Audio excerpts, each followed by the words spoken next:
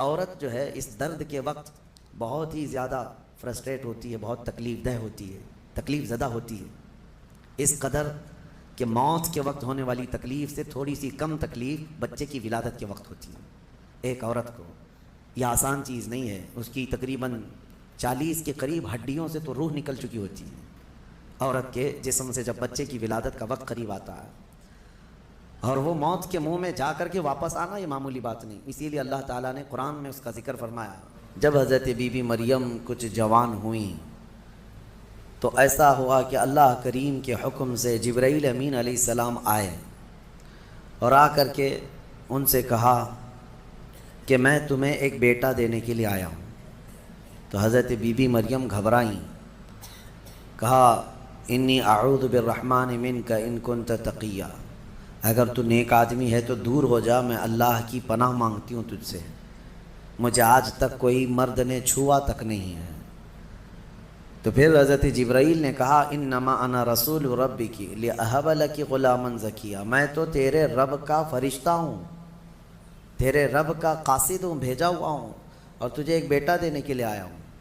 Be be مریم نے پوچھا، قالت انا یکون لی غلام ولم یمسسنی بشر ولم اک بغیا، مجھے بیٹا کیسے ہو سکتا ہے، مجھے آج تک کسی مرد نے چھوا نہیں اور نہ ہی میں بدکار عورت ہوں، مجھے کیسے بیٹا ہوگا؟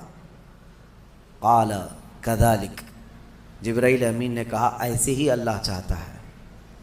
هو علی ہین، قال ربک هو علی ہین وقد خلقتک من قبل ولم تک هو علی ہین ولنجعله آیۃ للناس، تیرا رب یہ فرما رہا ہے کہ یہ کام اس کے لیے بڑا آسان ہے، رب تعالیٰ کے لیے بڑا آسان ہے، اور تجھے بغیر کسی شوہر کے ٹچ کیے چھوئے ایک بیٹا دے گا اللہ تعالیٰ، تاکہ اس بیٹے کو اللہ اپنی نشانی بنا دے اور اپنی طرف سے اس کو رحمت بنائے، اور اللہ کا یہ فیصلہ ہے۔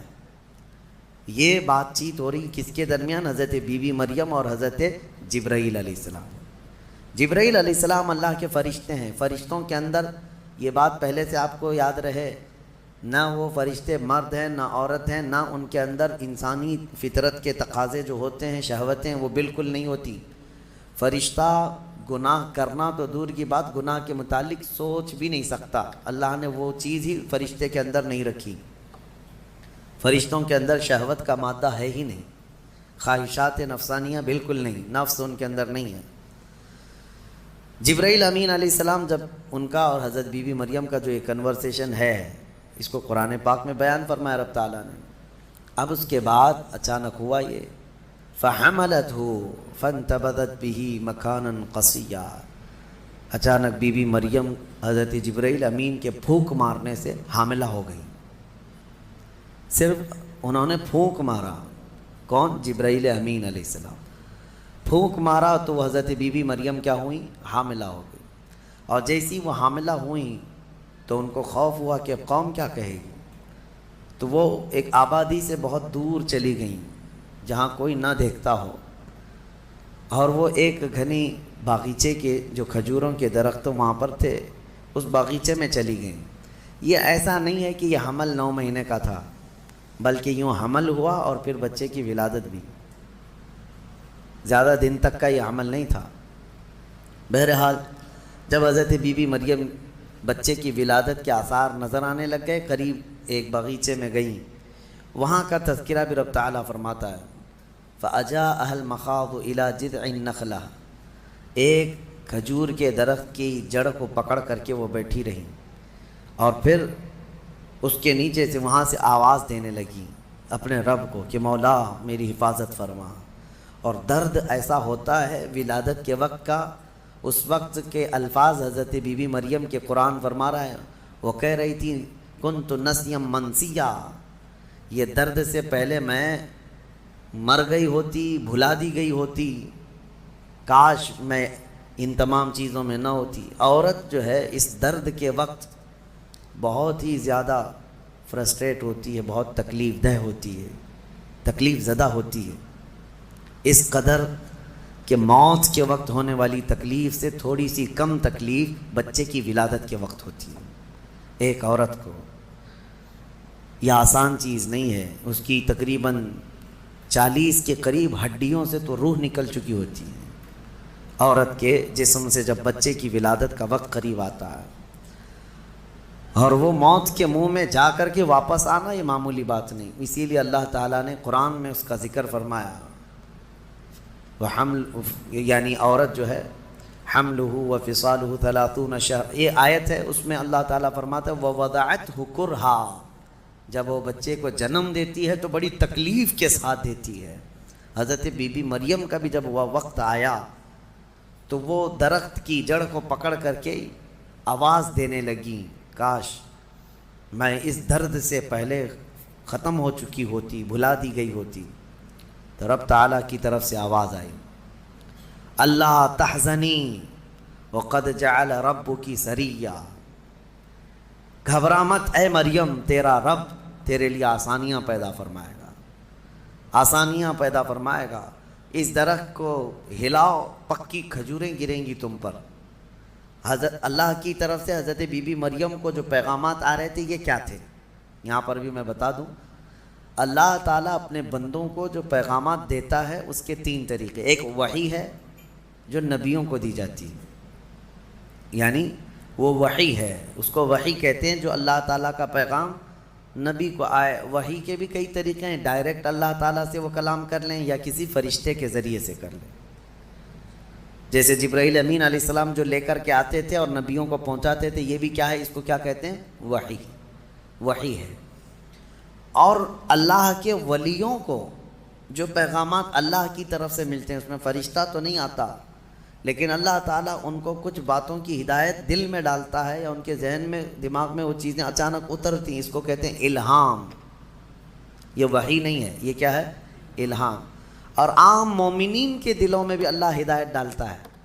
آپ کو خود بھی کچھ چیزیں سمجھ میں آ جاتی ہیں، یہ صحیح ہے، یہ غلط ہے، یہ اللہ کی طرف سے دی ہوئی ہدایت ہے. اس کو القاء کہتے ہیں. ہے اللہ کی دی ہوئی ہدایت، لیکن اگر وہ نبی کو ہو تو وحی ہے، ولی کو ہو تو الہام ہے، عام مومنین کو ہو تو القاء ہے. اور کچھ کافروں کو بھی ہوتی ہے. کافروں کو جو چیزیں معلوم ہوتی ہیں اس کو استدراج کہتے ہیں، یعنی وہ بھی کچھ چیزیں معلوم کر لیتا ہے. بہرحال یہ ایک الگ بحث ہے. حضرت بی بی مریم کو یہ الہام اللہ کی طرف سے تھا. اللہ تبارک و تعالیٰ نے ان کو فرمایا کہ درخت کی یہ جڑ کو ہلاؤ، پکی کھجوریں گریں گی. کھجوریں گریں تو اللہ کا حکم ہوا فکلی وشربی وقرری عینا، کھاؤ پیو اور اپنی آنکھیں ٹھنڈی کرو. درد زہ اس کو کہتے ہیں، بچے کی ولادت کے وقت ہونے والا درد. قرآن کے اعتبار سے اس درد کے وقت عورت کو کھجور کھانا چاہیے، کھجور سے افاقہ ہوگا، کیونکہ قرآن میں اللہ نے بی بی مریم کو یہ عطا فرمایا. وہ کھجوریں کھائیں اور اس کے بعد اب جو حکم تھا اللہ کا وہ کیا تھا، فَإِمَّا تَرَيِنَّ مِنَ الْبَشَرِ أَحَدًا فَقُولِي إِنِّي نَذَرْتُ لِلرَّحْمَنِ صَوْمًا. اگر کوئی آدمی تجھے نظر آ گیا بچہ ہونے کے بعد، بچے کو دیکھ کر کے کوئی بھی اگر تم کو نظر آیا تو بات مت کرنا کسی سے. اس وقت چپ کا روزہ ہوتا تھا، یعنی خاموشی کا روزہ. ہماری شریعت میں نہیں ہے، لیکن پہلے کی شریعت میں چپ رہنے کا روزہ بھی ہوتا تھا، یعنی وہ جو ٹائم ہے اتنے ٹائم تک کسی سے بات نہیں کریں. یہ ہونا چاہیے، لیکن ہماری شریعت میں نہیں ہے. کاش یہ روزہ عورتوں پر ہو جاتا، بہت سارے لوگ محفوظ ہو جاتے ہیں. خیر، حضرت بی بی مریم کو کہا گیا کہ چپ کا روزہ رکھنا، اور کوئی بھی اگر بات کرے تو اشارہ کرنا اپنے بیٹے کی طرف کہ اس سے بات کرو، میں آج چپ کا روزہ ہوں. یعنی وہ اشارہ لوگ سمجھ جاتے تھے کہ روزہ ہے. تو حضرت بی بی مریم وہاں جب پہنچی تو درد زہ کے بعد حضرت عیسیٰ علیہ السلام پیدا ہو گئے. وہ ایک پتھر پر جلوہ بار ہوئے ہیں، اور جیسے ہی پیدا ہوئے حضرت عیسیٰ علیہ السلام وہ پاک صاف تھے. کوئی دایا نہیں، کوئی نرس نہیں، کوئی نرسنگ ہوم نہیں. یہ اللہ تعالیٰ کی قدرت تھی. ایک صحیح سلامت بیٹا، اور وہ بھی اللہ کی نشانی بنانی تھی بغیر باپ کے. حضرت عیسیٰ علیہ السلام پیدا ہوئے اور حضرت بی بی مریم اپنے بیٹے کو اٹھائیں اور لے کر کے چل پڑیں ایک ہی دن میں، جس کو کہتے ہیں زچہ عورت، یعنی جس کا بچہ ہوا ہوتا ہے وہ عورت کمزور ہو جاتی ہے. لیکن حضرت بی بی مریم اپنے بیٹے کو اٹھائیں اور چل پڑیں. جیسے ہی وہ بستی کی طرف آنے لگی ان کی گود میں بچہ تھا، لوگوں کی نظر پڑ گئی، کوئی ادھر ادھر چیمی گوئیاں شروع ہو گئیں، باتیں کانا پوسی، لوگ جمع ہوئے اور پوچھنے لگے یا اخت ہارون ما کان ابوک امرأ سوء وما کانت امک بغیہ، اے مریم تو تو بڑی پاک خاتون ہے، اخت ہارون کہا جاتا تھا پاک عورت کو، تو بالکل ہارون کی بہن کی طرح ہے، تو نے یہ کیسے کر لیا؟ نہ تیرا باپ بدماش تھا نہ تیری ماں بری تھی، یہ کہاں سے آ گیا تیرے اندر بچہ؟ فاشارت الیہ، بی بی مریم نے اپنے بیٹے کی طرف اشارہ کیا، اس سے بات کرو، میں آج چپ کا روزہ ہوں۔